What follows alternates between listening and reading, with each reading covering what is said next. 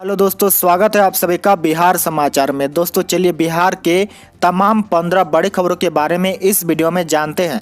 तो फटाफट से आप सभी कमेंट बॉक्स में जरूर बताएं कि आप बिहार के किस जिले में रहते हैं। साथ ही अपनी तरफ से आप इस वीडियो को एक प्यारा लाइक जरूर कर दें। इसके साथ ही वीडियो के अंत में आपसे एक सवाल पूछा जाएगा जिसका जवाब आपको कमेंट बॉक्स में बताना है, जिसमें से किसी एक को बिहारी मीडिया की ओर से एक लकी प्राइज जीतने का मौका मिलेगा। साथ ही आपके मन में अगर कोई भी सवाल हो तो आप हमें नीचे कमेंट बॉक्स में जरूर पूछें। आज की सबसे पहली खबर, बिहार लोक सेवा आयोग में एलडीसी के 24 पदों के लिए रजिस्ट्रेशन शुरू। जी हां, बिहार लोक सेवा आयोग ने एलडीसी के 24 पदों पर भर्ती के लिए कल से ऑनलाइन रजिस्ट्रेशन शुरू कर दिए हैं। बीपीएससी एलडीसी भर्ती में 10+2 इंटरमीडिएट पास अभ्यर्थी आवेदन कर सकते हैं। बीपीएससी एलडीसी भर्ती 2021 का नोटिफिकेशन आयोग की वेबसाइट पर 15 मार्च को जारी किया गया था। इस नोटिफिकेशन के अनुसार 19 मार्च से ऑनलाइन आवेदन ऑफिशियल वेबसाइट ऑनलाइन bpsc.bihar.government.in पर शुरू होना था, जो कि शुरू हो चुका है। बिहार के लोगों को जल्द मिल सकती है खुशखबरी, बिजली बिल में 18% की कमी संभव। जी हां, बिहार के निवासियों को जल्द ही खुशखबरी मिलने की संभावना है। बिजली बिल में 18% कमी हो सकती है। विनियामक आयोग की ओर से अब तक 3 ट्रांसमिशन कंपनी को जो राशि दी गई थी वह कंपनी की मांग से 18% कम है। शुक्रवार को विद्युत विनियामक आयोग के अध्यक्ष शिशिर सिन्हा ने कहा कि वितरण कंपनियों का फैसला आने पर ही अंतिम तौर पर कुछ कहा जा सकता है, लेकिन अभी यही स्थिति है कि कंपनी की मांग से आयोग ने 18 से अधिक कम राशि दी है। बड़ी खबर, बिहार विद्यालय परीक्षा समिति की 12वीं की कक्षा की उत्तर पुस्तिकाओं के मूल्यांकन का कार्य कल समाप्त हो गया। इसी के साथ ही अब छात्राओं के बीच बीएसबी कक्षा 12वीं रिजल्ट को जारी किए जाने का इंतजार और बढ़ गया है। आपको बता दें कि बिहार बोर्ड 12वीं की कॉपियों का मूल्यांकन पहले 15 मार्च को पूरा होना था, लेकिन इसे बढ़ाकर 17 मार्च 2021 कर दिया था। इसके बाद भी जब कॉपियों का मूल्यांकन रह गया तो मूल्यांकन की डेडलाइन 19 मार्च के लिए बढ़ा दी गई थी। उम्मीद है कि बिहार बोर्ड 10वीं की कॉपियों का मूल्यांकन कार्य होते ही सबसे पहले इंटरमीडिएट का रिजल्ट घोषित कर देगा। हालांकि इस संबंध में अभी बिहार बोर्ड की ओर से ऑफिशियल तिथि का ऐलान नहीं किया गया है, लेकिन पिछले वर्ष की बात करें तो बिहार बोर्ड उत्तर पुस्तिकाओं के मूल्यांकन कार्य समाप्त होने के 10 दिन के अंदर ही 12वीं कक्षा का रिजल्ट घोषित कर दिया था। कोरोना काल में लॉकडाउन और नियम तोड़ने वाले पर से वापस होगा मुकदमा, विधि विभाग प्रस्ताव पर कर रहा है विचार। साल 2020 से कोरोना वायरस के नाम रहा देश में ऐसी परिस्थिति का सामना किया जिसकी कभी किसी ने कल्पना नहीं की होगी। कोरोना काल में लॉकडाउन और अन्य गाइडलाइन तोड़ने वाले लोगों पर मुकदमा भी दर्ज किया गया। बयान में ऐसे मुकदमों की तादाद काफ़ी बढ़ी है, लेकिन अब नीतीश सरकार को कोरोना का हाल में लॉकडाउन और अन्य गाइडलाइन तोड़ने वाले पर किए गए मुकदमे वापस लेने जा रही है। बिहार विधान परिषद में सरकार की तरफ से प्रभारी मंत्री विजेंद्र यादव ने इसकी जानकारी दी है। विजेंद्र यादव ने कहा कि सरकार ने इस संबंध में विधि विभाग के पास प्रस्ताव भेजा है और उस पर फैसला आने के बाद लॉकडाउन और महामारी के दौर में आपदा अधिनियम के तहत दर्ज मुकदमे वापस लिए जाएंगे, जिससे लोगों को बड़ी राहत मिलेगी।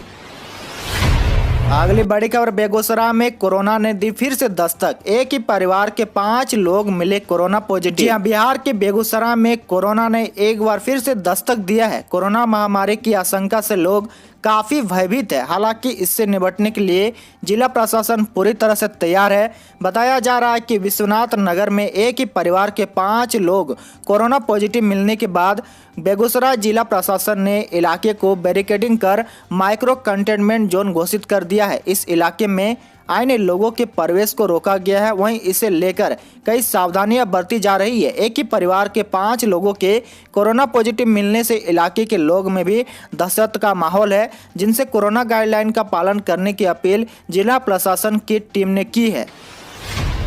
अगली बड़ी खबर, बिना मास्क घूमते मिले तो देना होगा जुर्माना, जाने किन जगहों पर अभियान चलाकर लोगों को पकड़ेगी टीम। बिहार में कोरोना के बढ़ते मामले को देखते हुए अब मास्क अनिवार्य कर दिया गया है। इतना ही नहीं, अगर बिना मास्क सड़क पर घूमते पकड़े गए तो जुर्माना भी देना होगा। बिहार की राजधानी पटना में प्रमंडलीय आयुक्त संजय अग्रवाल की बैठक में जिला अधिकारी को निर्देश दिया गया है, जिसके बाद जिला अधिकारी डॉक्टर चंद्रशेखर सिंह ने टीम गठित करके चेकिंग अभियान चलाने का आदेश जारी कर दिया है। डीएम ने लोगों को मास्क का प्रयोग करने, सैनिटाइजर का नियमित उपयोग करने, सामाजिक दूरी का पालन करने की अपील की है। अधिकारियों के मुताबिक मास्क अभियान में शामिल टीम का विशेष ध्यान शहर की दवा मंडी, गोविंद मित्रा, गांधी मैदान, कंकड़ बाग, राजा बाजार, पाटलिपुत्र, गोलंबर, इनकम टैक्स, डाक बंगला चौराहा समेत प्रमुख जगहों से आने जाने वाले लोगों पर रहेगा। इसके साथ ही आपको बता दें कि महाराष्ट्र, दिल्ली, गुजरात समेत 7 राज्यों से पटना आने वाले लोगों को अब होम क्वारंटाइन किया जाएगा। एयरपोर्ट, रेलवे स्टेशन और बस स्टैंड पर जांच बूथ बनाए गए हैं, जहां जांच भी शुरू कर दी गई है। तीनों जगहों से यात्रियों की सूची मंगाई जा रही है और फोन करके लोगों को 10 दिन होम क्वारंटाइन होने की सलाह दी जा रही है। पटना में दिव्यांग यात्रियों के लिए चलेगी सीएनजी बसें। राज्य सरकार पहली बार दिव्यांग के लिए विशेष प्रकार की सीएनजी बस चलाने जा रही है।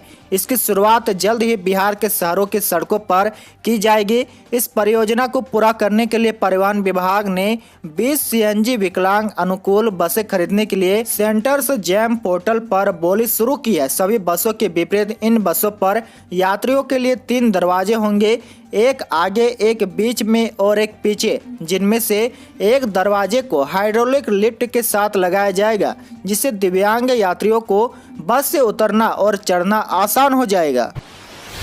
बिहार में कार्यपालक सहायक की हड़ताल, नहीं बन पा रहे लोगों के आय, जाति और आवासीय प्रमाण पत्र। जी हां, इन दिनों आय, जाति, आवासीय जैसे प्रमाण पत्र बनवाने के लिए लोगों को भारी परेशानी का सामना करना पड़ रहा है।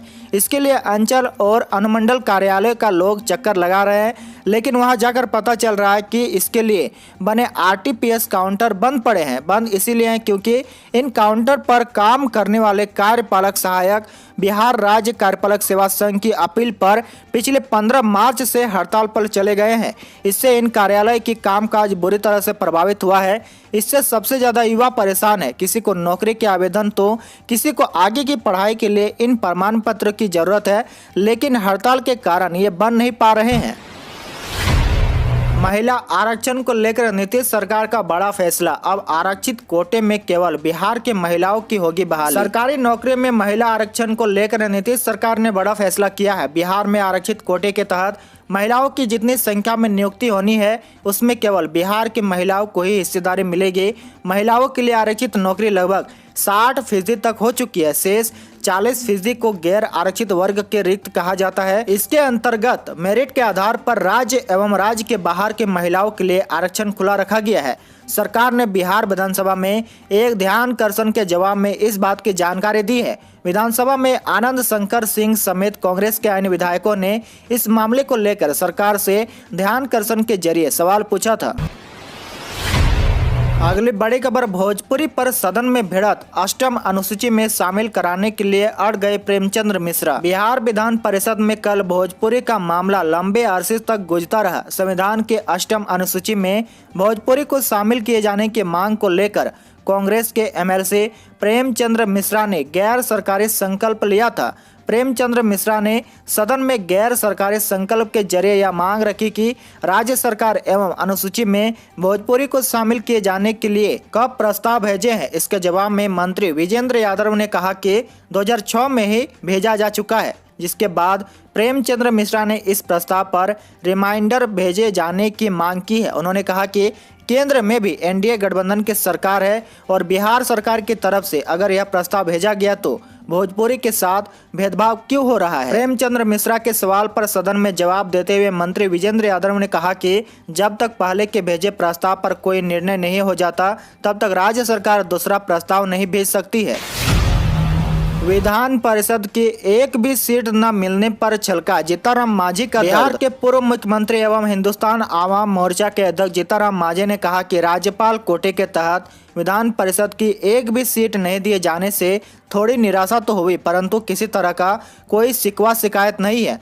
महागठबंधन में शामिल होने के बाद एक मंत्री पद और एक एमएलसी की सीट की मांग की थी, जिसमें एक मंत्री तो दिया गया। ये बातें उन्होंने शुक्रवार को हिंदुस्तानी आवाम मोर्चा के कार्यकर्ताओं के बैठक के पत्रकारों से बातचीत करते हुए कही।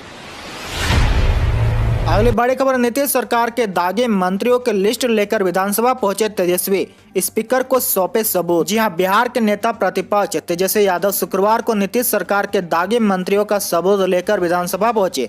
उन्होंने पहले विधानसभा कैंपस में मीडिया के सामने अपनी बात रखी। विधानसभा की कार्रवाई शुरू होते ही तेजस्वी यादव खड़े हो गए।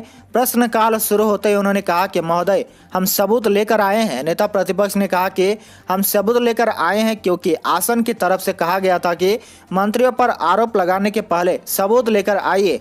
उन्होंने कहा कि बिहार के 60% से अधिक मंत्री दागी है। इस पर विधानसभा अध्यक्ष ने विजय सिन्हा से कहा कि आप इस मुद्दे को शून्यकाल में उठाइएगा। बिहार में क्रिकेट लीग देखने के लिए हो जाइए तैयार। पटना में आज से लगेंगे चौके छक्के। आ रहे हैं 1983 के सुपरस्टार क्रिकेटर कपिल देव। जी हां, आईपीएल की तर्ज पर पटना में T20 बिहार क्रिकेट लीग यानी कि BCL का आयोजन में पहली बार हो रहा है। इसका आयोजन बिहार क्रिकेट एसोसिएशन की ओर से किया जा रहा है।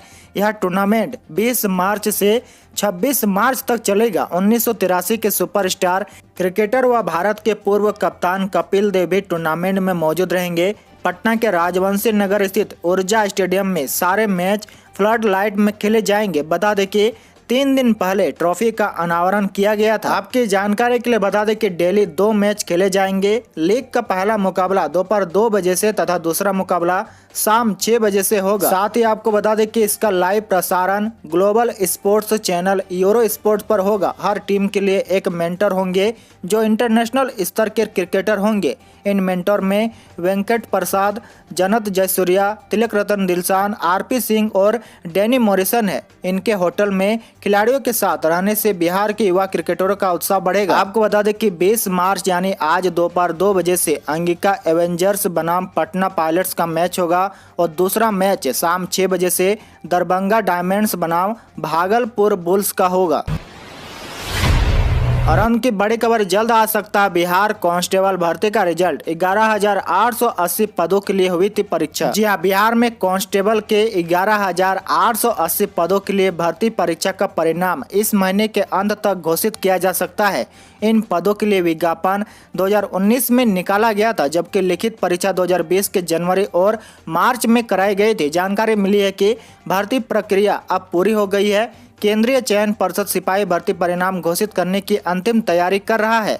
पुलिस कर्मियों की कमी से जूझ रहे बिहार में 11,880 कांस्टेबल की भर्ती से कानून व्यवस्था को संभालने में बड़ी मदद मिलेगी। आज के लिए आपका सवाल बताएं कि बिहार का राजकीय चिन्ह क्या है। इसका जवाब आप हमें नीचे कमेंट बॉक्स में जरूर बताएं।